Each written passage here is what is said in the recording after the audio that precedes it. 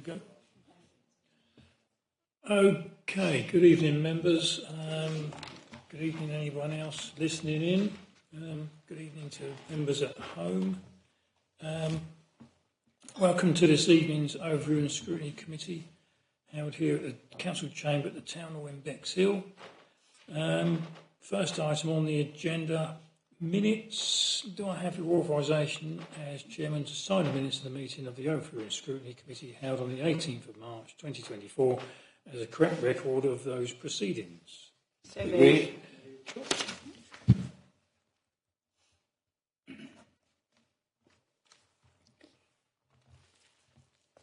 Let's hope this meeting is rather shorter than that one was.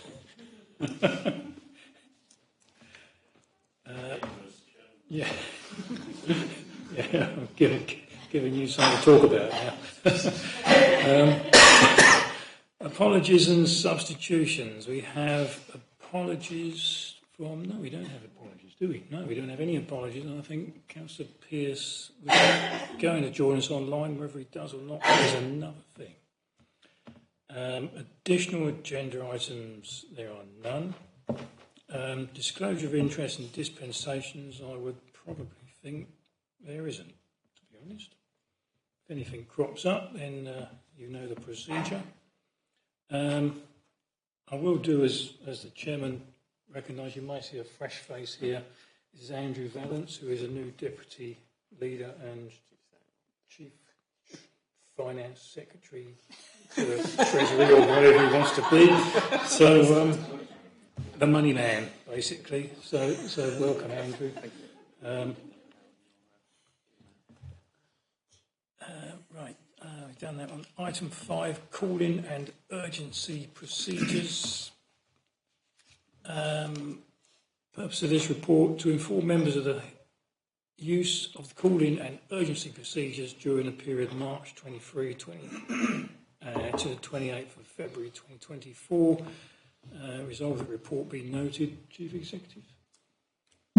Thank you, Chair. Yes, this report is a standard report that comes to this committee once a year to report that actually in that period from the 1st of March 23 to 28th of February 24, there were no executive decisions that were called in during that time, but there were 2 decisions that were approved within the budget and policy framework that have deemed to be resolved as urgent decisions. And those 2 decisions related to the UK Shared Prosperity Fund and the timescales that we had with the Department for Levelling Up regarding rye fisheries. And the other was to do with the Public Conveniences Cleaning Contract, which allowed the Council to commence the tender process without delay to meet a very tight timescale. So really this report, as the Chair says, is really for information. We're not recommending any changes to the call-in procedures. It's deemed to be working well. Thank you, Chair. Thank you.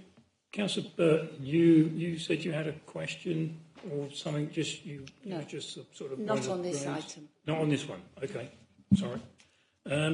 Anybody else got any comments to make? No? We all happy with that? Thank you. So it's moved by Councillor Barnes, seconded by Councillor Cook. All those in favour? That's carried. Thank you very much. Item 6, draft annual report to Council, page 9. This is my report, if you like, but Louise wrote it. So,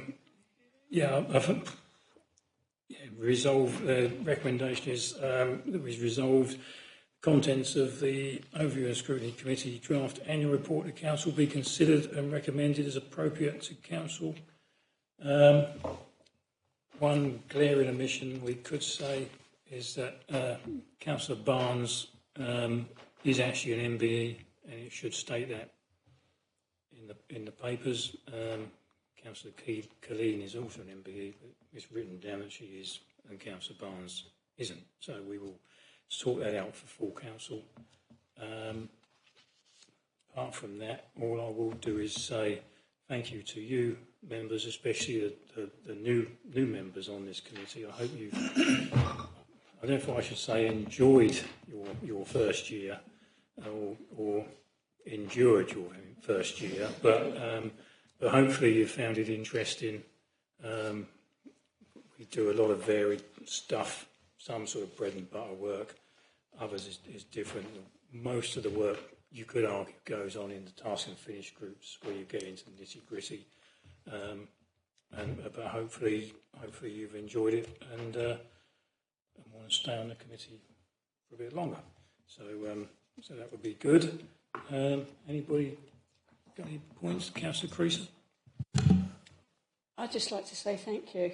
You make this very complicated job palatable, and you ask if I ask you a stupid question, you don't pull faces at me. You tell me how it is. So thank you. You're a good chair. Thank you very much. Yeah.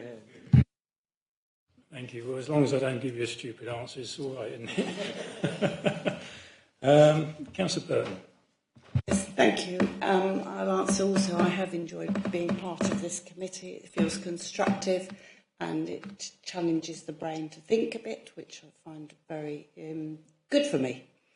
I did have a comment to make about the content of the report, about really highlighting introduction point 1, where it talks about the role. I'm echoing, I don't know why. Does it matter? Is it okay? All right. So point 1, it talks about the role of this committee in relation to Cabinet, and this committee being a critical friend of Cabinet, and helping to the wording to monitor performance and develop policies. And I would like to highlight that when we talked about the grounds maintenance contract, that role had been a bit reversed. It felt it had been reversed. And I think it would be more constructive wherever possible to actually stick to that process. Thank you. The correct process. Yeah, I think that one was, do we call that as a rush job? Tight timescale. Tight timescales, yeah. A rush job is a building term. Tight timescales is a different term. So, yeah, we understand that one. Everybody happy with the report as is? I say thank you again to Louise for working it all out and making it some sense. And Julie did one meeting, didn't she? So thanks to Julie as well. Someone want to move? Councillor McKirk moved. Councillor Burton seconded. All those in favour? That's carried unanimously. Thank you very much.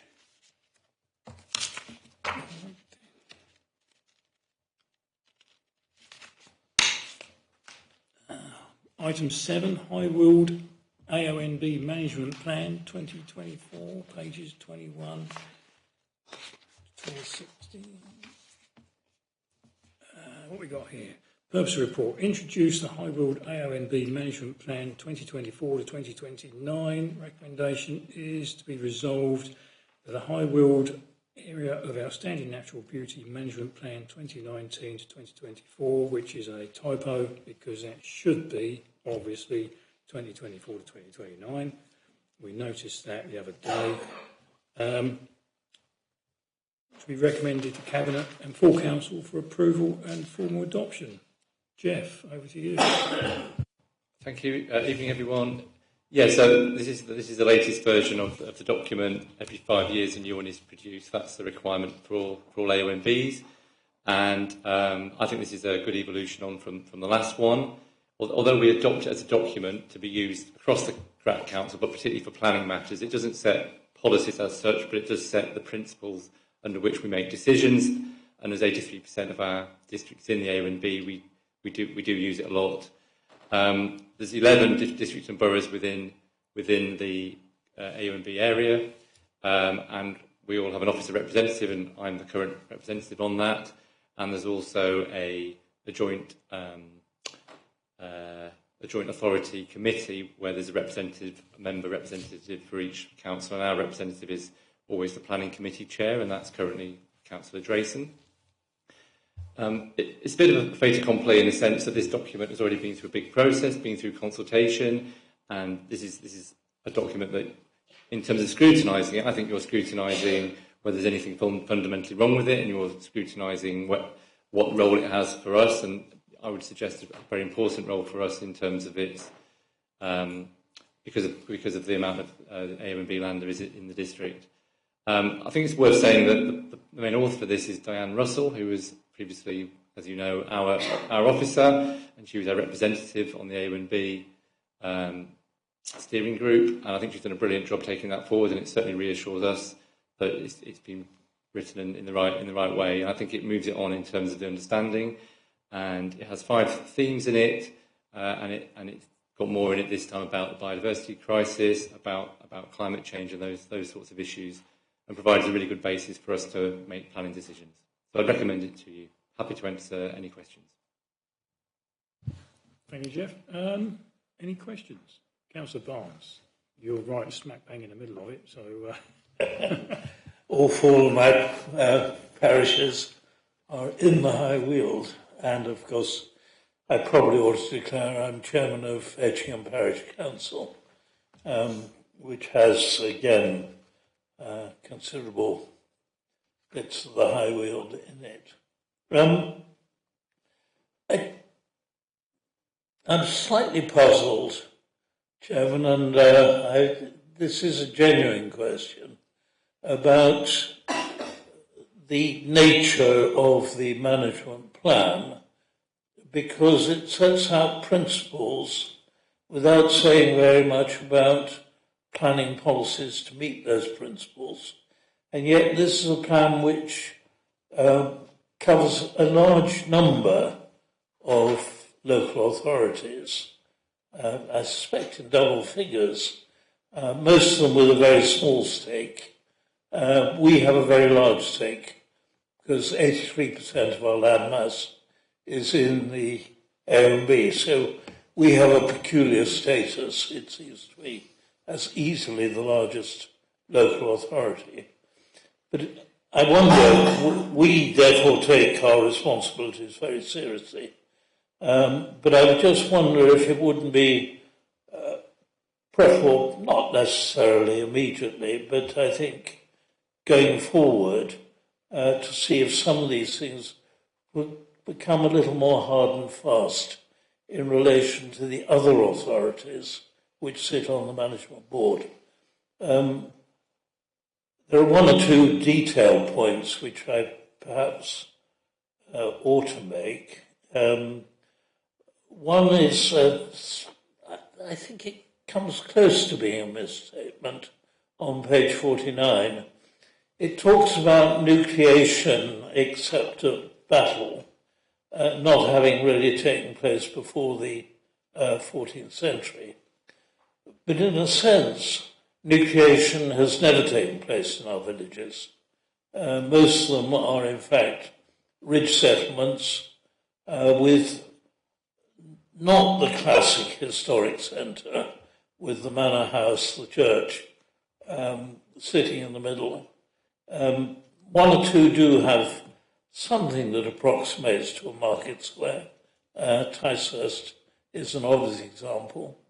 Burwash does not. Really, when you look at Robertsbridge, there is no market square. And the classic nuclear village is not characteristic at all of the High Weald. So to imply that there has been, at any stage in its history, a process of nucleation seems to me to rather misstate the historic position. I do welcome the fact that there is much more emphasis now on the historic nature of the High Weald. I think the field system in particular deserves being taken care of. And there are some good things in this statement, but that one did seem to me to need minor correction. The word nucleation never crosses my mind when I think of the High Weald. If there are any other detailed points, I'll make them later, but I'd really like an answer to my question about the relationship of this document to our local plan, but more important, to the local plans of authorities that have a less important stake in this. Are principles sufficient, or should there be more policy guidance being offered? You reckon you can answer that one, Jeff? Well, I mean, it's something that is discussed at the Joint Officer Group. There's always a balance to be struck. But certainly we as officers push back if the management plan tries too hard to set policies that will go across the whole area, because we are all different. And it really is to set the principle and components, and we set the policies. And neighbourhood plans as well. Neighbourhood plans may set policies, that are relevant to their particular areas within the A and B. So I think they've got that about right, personally. I think it works for other authorities as well as our own. And of course, the NPPF requires us to give great weight in all planning decisions. So that protection is there, and this is about that background to help us make those decisions. I think it does that. Does that answer your question? It doesn't really, because I was very struck when I looked at the map just how many authorities are involved. Some of them have a significant stake, but there are a number of authorities which really, their perceptions can't really be the same as ours, because they're largely, Tunbridge Wells, for example, has a relatively small stake, and of course is dominated by the town of Tunbridge Wells. So its perception is bound to be slightly different, and it may be less protective. So I'm a little worried. The other area I slightly missed, I must say, going through it, was there is a very interesting industrial history to this area, going back to the Iron Age, pre-Roman. I would have welcomed a bit more about that. And again, there's a fascinating, it's not just the field and the ridge developments, but there are other fascinating historic features. In my own parish, which has never been excavated, there is a possible Alfredian burr from the 8th or the 9th century. Not even mentioned, although it's there in the gazetteers in the 19th century when they mistakenly thought it was Roman. It clearly is not Roman, but it clearly is important. Ashdown Forest does get good mention, which is another of our very important specific landscapes in the High Weald. But we're going in the right direction. I congratulate Jeff on his input, but I think we do need to push a bit harder on some of the protective policies for what is largely an unspoilt late medieval landscape. Yeah, I'm sort of thinking, well, this isn't necessarily, pick me up if I'm wrong, Jeff, this isn't necessarily just our document, is it? This is a document that is covering the whole of the area. So all the other councils and organisations mentioned are assuming doing a similar thing that we're doing this evening in adopting the overall management plan, and that then builds into their development framework, and they refer to this when doing stuff, basically. Would that be right, Jeff? Yeah, I guess ultimately the AUNB is not a planning authority. If it was a national park, it would be different. But yeah, we are the planning authority, so it does a good job of setting it really, really well. The components, and that's always a tricky issue. We give great weight to its protection. What does that mean? Well, this document unlocks that, and that's what we use to help to justify those decisions. So you're on. You sit with colleagues on this, I assume. So are they getting similar questions from their councillors, or is it sort of pretty well as it is. Happy. They'll be going through similar processes, but what I would say is, yeah, we have made comments on this during the process as officers. It's been to the management board and the joint authority committee a number of times, so there's been lots of input in that sense. There's been a bit of toing and froing on various issues, and yeah, that's what I said at the beginning. Really, this is a bit of a fait accompli in that this is a document that's been pulled together from across all the authorities who they're content with, and yeah, unless there's some fundamental issues, I think this is something we should be taking forward and adopting as they will be too. Okay. Councillor McGurk, and I've got Councillor Kirby Green's got a hand up, so I'll take her once I've done the people in the chamber. Councillor McGurk. Thanks, Chair. Just a really, there is a real echo, isn't there?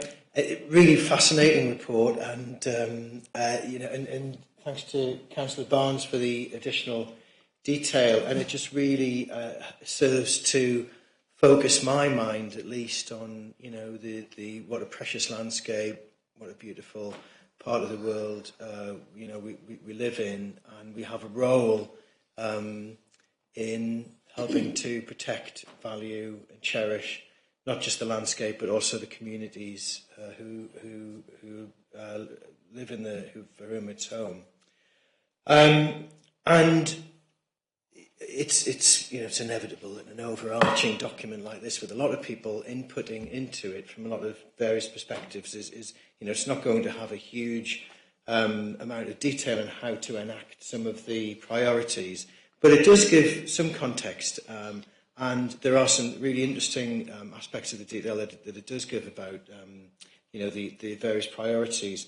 For me, the ones that stand out are in terms of access. How to ensure active travel around the Weald. So I'm thinking about walking and cycling. Anyone who's been on a bike along narrow country lanes and has braved, sort of loads of cars trying to stream past, you take your life in your hands, and anything which improves and makes safer cycling, as a means of accessing the countryside, would be really welcome. As in, as walking, I noticed I was glad to see, protecting rights of way is referred to in the report as well. And one of the other aspects is transport for local people. Accessible transport for people in villages and rural areas is so vital. It's something which has declined over the years, and I know we have a very limited role in ensuring transport locally, but wherever we are able to influence that and promote it and support it, I think we should. And then finally, I think in terms of a strategy that we can align this to, we've got a great climate strategy.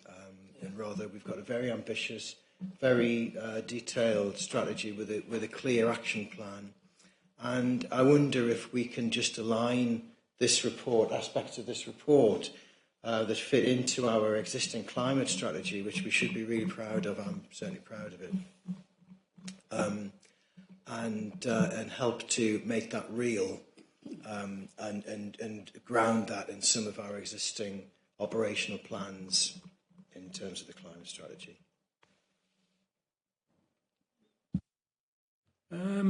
Councillor Burton, did you indicate? Yes, please. Thank you, Chair. Well, I picked up similar points that Councillor McKirk said about aligning with what we're doing, and you see lots of things in common, which is really positive from our climate strategy and what we're doing. And is that possible to expand that further? We think that would be really, really useful to do. And the other thing is totally different, is about the public, people being aware that they live in an AONB, in the High Weald AONB. And the penny didn't drop for me till not that long ago.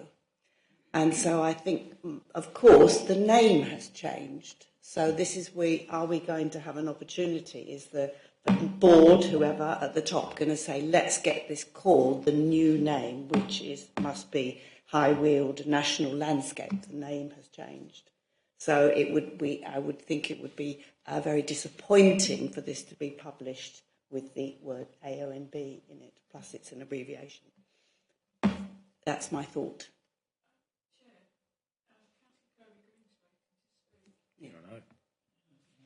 I'll take those members in the room first. So, with that, Eleanor, you got your hand up? Yeah, thank you. I think I should probably have declared an interest. I sit on the management board of the High Road AONB unit on behalf of East Sussex County Council. A couple of things. It is the national landscape, but it is still the AONB. So the statutory body is still the AONB, so that is correct, but it is a national landscape.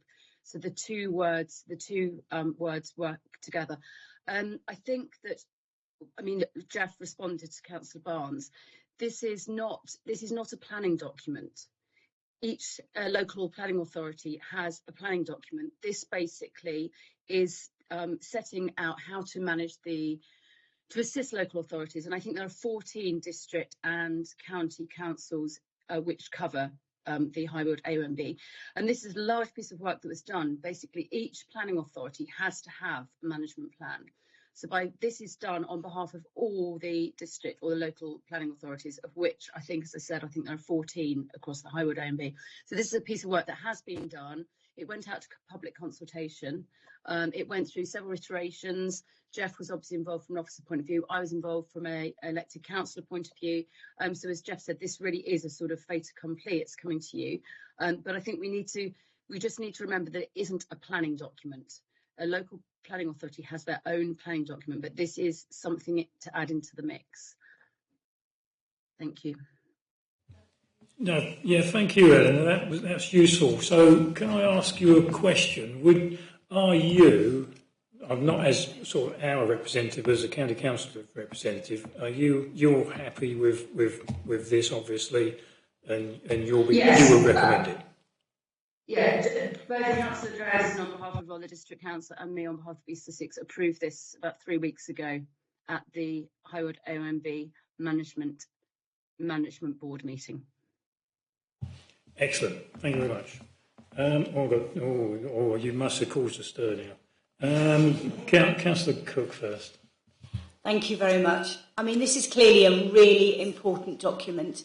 In fact, it's more important than I personally have previously realised. I'm embarrassed to admit. But I wonder how we could turn this into a Janet and John version without losing the importance of the statements it contains, so that all our residents can realise the part they can play to maintain the ecological and historical elements of this vital document without belittling it, so that it can be, it's a huge document, and I just think perhaps if our residents could have a sort of a shortened version, condensed, but still with all the importance. I was looking at the top 5 issues for everything and, the solutions that could be contained. And I think, residents as well can all play their part, particularly with things like dark skies and not bricking over their front lawns so they can park their cars. Thank you. Trouble is, if you take all the pictures out, it'd be a shorter document, but it'd be really boring, wouldn't it?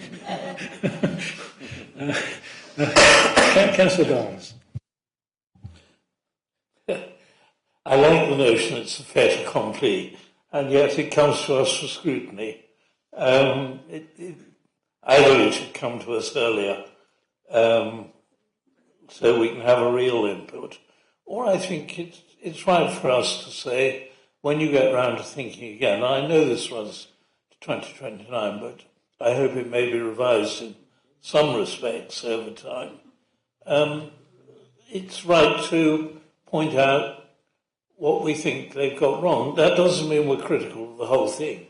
I think an enormous amount of work has gone in, and it's an extremely valuable background document. And I would actually hope we would issue a press statement about it, which actually makes people want to look at the document itself. There are one or two things we could actually, I think, say to our own cabinet, and indeed to our own planning department, there must be a question whether it wouldn't be quite useful. You have an area focus in the local plan. Should we also have a pair of spectacles somewhere in the plan which says these policies are particularly important for the 83% of our territory that is A&B? And there are one or two other things that we might want to raise nationally. I agree with Councillor McGurk that actually it's absurd on our country lanes to have the national speed limit when they're used by walkers, cyclists, runners, and yet people are actually permitted to drive along them at 60 miles an hour. Thank God most of them don't. But actually, one of the things I will be recommending to Rother, and also I've already said this at Ralph, is that on unclassified roads, the national speed limit should be 40 miles an hour, and no more. And I think that's something I would like us to be saying to the Cabinet to take up through our national organisations, because it really is absurd in this day and age that we privilege the motor car so much over other users of the road. The other thing it does occur to me, we ought to have a particular look at how we can get parishes to do more for wildflower verges. There is a policy, county has been pressing this as well, but really the parishes are the right organisations to actually do much more to use our verges, which are currently badly chewed up by traffic. And we really ought to try and make them very much more friendly to the environment. Thank you. Ben, you've got a plan in brief, or any thoughts from your perspective? Thank you, Chairman. I mean, I think I'd say, I think the fact that we're talking about, sort of very minute details about where we think that things are right and wrong means that, generally speaking, the document's pretty solid. And I think we've been well represented both by Councillor Kirby Greening, but also Councillor Drayson and Councillor Meir before that, throughout the development of this, and Jeff's obviously been really robust. And actually, I have to say, a lot of it is incorporated into the emerging local plan as well, as people will find out when that goes out to consultation. So I think, wholesale, I think this is a really, really good document. I think, and we're grateful to the Highwood AOMB unit for producing it. And I'm sure they will enjoy Councillor Barnes' feedback when that comes forward in due course. Thank you. Thank you. Councillor Creaser. Now we've had the discussion. This is obviously a document that's to cover very many different locations, so there will be a certain amount of compromise. But as Ben said, overall it is a good document. So I move that we accept it and pass it on, or whatever we've got to do with it, please. That's moved by Councillor Creaser, seconded by Councillor Maynard. Jeff, anything you want to say to finish off? Are you happy? No? That's good. Councillor Colleen, you're the planning portfolio person. Do you want to say anything on it? No? Happy? Good? Good. All those in favour? Good. That's carried unanimously. Thank you very much, Jeff.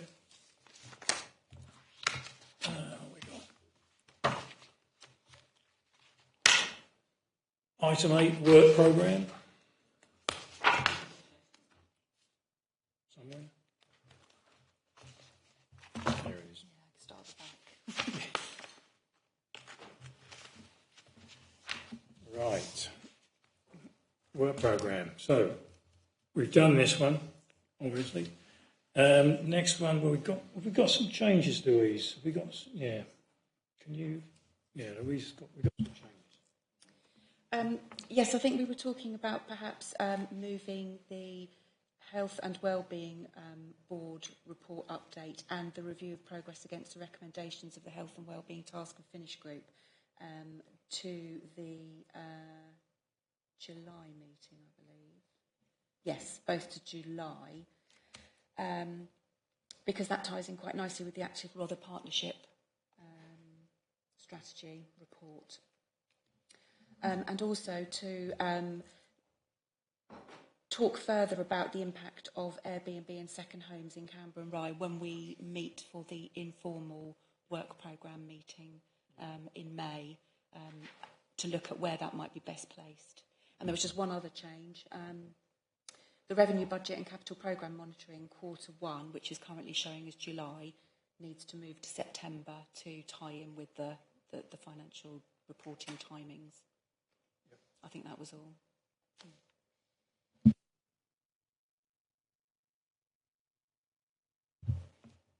I'm sure you all got that. So the next meeting on the 3rd of June, is that? Yeah, it must be June. We'll have the performance report, 4th quarter, state of the district, report of the digital and customer services task and finish group. Yep. And then the annual work programme and what we do with the Airbnb. We'll discuss that sort of informally on the 15th of May, on the Wednesday, in the council chamber, where it can be hybrid, when we have a sort of informal meeting with a potentially new committee or any changes before we get stuck into this. Make sense? Yep. Councillor Barnes? I was looking down as and clearly items for consideration include the housing task force, but no mention of the task force on enforcement. That should surely be added to our work programme. Have we set it up? Yes, it's been set up. Yeah. Is it ready to roll? Yes, I think it's been set up. I think some dates are being looked at the moment, but I'm not sure whether they have agreed when they'll be reporting back. I'd need to look at that. Right. Yep. Well, we've started it tentatively. We've got some names and we're looking at some dates. So yeah, we can cover that off. Anything else? Nope. Everybody happy with that? Good. Okay. I'll declare the meeting closed an hour later than the council meeting, or half an hour. Half an hour later, at 6 minutes past 7, according to the town hall clock.